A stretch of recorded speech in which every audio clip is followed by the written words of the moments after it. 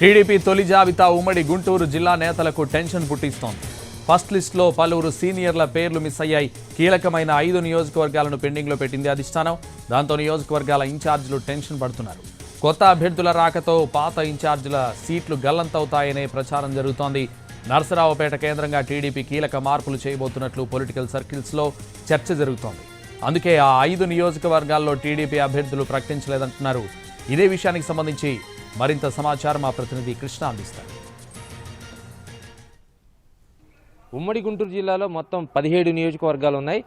ఇందులో భాగంగా ఇప్పటికే 12 అసెంబ్లీ నియోజకవర్గాలకు జనసేన టీడీపీ కూటమి అభ్యర్థులను ప్రకటించింది.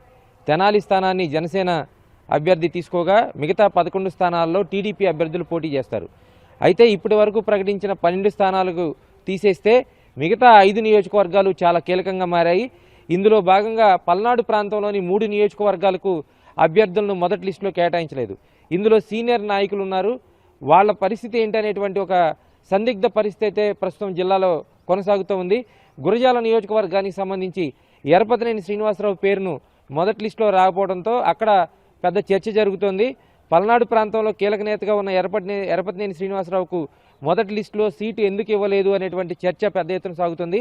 అయితే గురజాలలో స్థానికంగా ఉన్నటువంటి కమ్మ సామాజిక వర్గంలోనే 2 వర్గాలు ఉన్నాయి. అక్కడ సీటు మాకు కావాలనేటువంటి పట్టుబడుతున్న నేపథ్యంలో ప్రస్తుతానికి గురజాల నియోజకవర్గం సీటును ప్రకటించకుండా ఆపారనేటువంటి ప్రచారం జరుగుతోంది.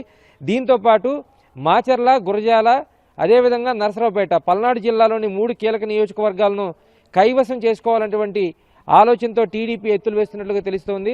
ఇందులో భాగంగా నరసరావుపేట ప్రాంతానికి ఎరపతినేని శ్రీనివాసరావును బదిలీ చేసే పరిస్థితిని కూడా ఆ అవకాశాన్ని కూడా పరిశీలిస్తోంది. ఎందుకంటే పల్నాడు జిల్లా కేంద్రమైన నరసరావుపేట స్థానం గడిచిన 20 సంవత్సరాలుగా టీడీపీ ఓడిపోతూ వస్తుంది. ఈసారి ఎలాగైనా నరసరావుపేటలో గెలుపు సాధించాలనేటువంటి ఆలోచనతో కమ్మ సామాజిక వర్గంలో ఉన్నటువంటి బలమైన నాయకుడు ప్రస్తుతానికి అక్కడ పల్నాడు ప్రాంతంలో ఎరపతినేని ఉన్నారు. ఎరపతినేని శ్రీనివాసరావును నరసరావుపేట ప్రాంతానికి తీసుకురావాలనే ఆలోచనలో టీడీపీ ఉన్నట్లుగా తెలుస్తోంది. గతంలో ఇక్కడి నుంచి కోడెల శివప్రసాద్ మాజీ స్పీకర్, మాజీ మంత్రిగా పనిచేసినటువంటి నాయకుడు ప్రాతినిధ్యం వహించేవారు. ఆయన మరణం తర్వాత ప్రస్తుతం నరసరావుపేట రాజకీయాల్లో కొంత సందిగ్ధం ఏర్పడిన నేపథ్యంలో ఎరపతినేని శ్రీనివాసరావును తీసుకొచ్చి నరసరావుపేటలో పోటీ చేపిస్తే ఒక బలమైన సామాజిక వర్గానికి సంబంధించినటువంటి నాయకుడిని పోటీ చేపించినట్టుగా ఉంటుంది. సో విజయం కూడా దక్కుతుంది అనేటువంటి ఆలోచనలో టీడీపీ ఉంది. అదేవిధంగా వైసీపీ నుంచి వస్తారనేటువంటి ప్రచారం జరుగుతున్న ఎమ్మెల్సీ, వైసీపీ ఎమ్మెల్సీ ఎవరైతే ఉన్నారో జంగా కృష్ణమూర్తి కూడా బీసీ కోటాలో టికెట్ దక్కించుకుంటారా లేదా అనేటువంటి సందిగ్ధం కూడా ఉంది. అదేవిధంగా మరొక కీలక నాయకుడు పెదకూరపాడు ప్రాంతానికి సంబంధించి ఇప్పటికే 2 సార్లు ఎమ్మెల్యేగా పనిచేసిన కొమ్మాలపాటి శ్రీధర్కు కూడా ఈసారి టికెట్ రాదు అనేటువంటి ప్రచారం జరుగుతుంది. ఇక్కడ ఒక యువ నాయకుడికి సీటు కేటాయిస్తారని ప్రచారం జరుగుతుంది. మొత్తంగా పల్నాడు జిల్లా పరిస్థితి అలా ఉంటే గుంటూరు జిల్లాలో చూసుకుంటే గుంటూరు జిల్లా కేంద్రమైనటువంటి గుంటూరు తూర్పు, పశ్చిమ నియోజకవర్గాలకు అభ్యర్థులను టీడీపీ ప్రకటించలేదు.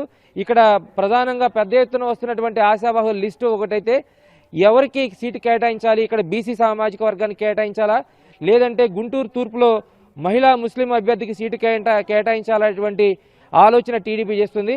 మొత్తంగా 5 నియోజకవర్గాలు, కీలక నియోజకవర్గాలకు అభ్యర్థులను ప్రకటించకపోవడంతో ఇక్కడ ఇన్ఛార్జీలుగా ఉన్నటువంటి నాయకులంతా కూడా ప్రస్తుతం టెన్షన్లో ఉన్నారు. 2వ లిస్టు వస్తే కానీ తమ భవితవ్యం తేలదు అనేటువంటి ఆందోళనలో ప్రస్తుతం నాయకులు ఉన్నారు. కెమెరా పర్సన్ నాగరాజ్తో కృష్ణ, ఎన్టీవీ, గుంటూరు.